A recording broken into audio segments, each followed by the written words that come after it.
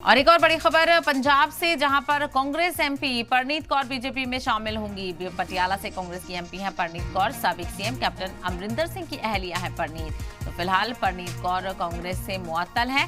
आज वो बीजेपी का दामन थाम लेंगी।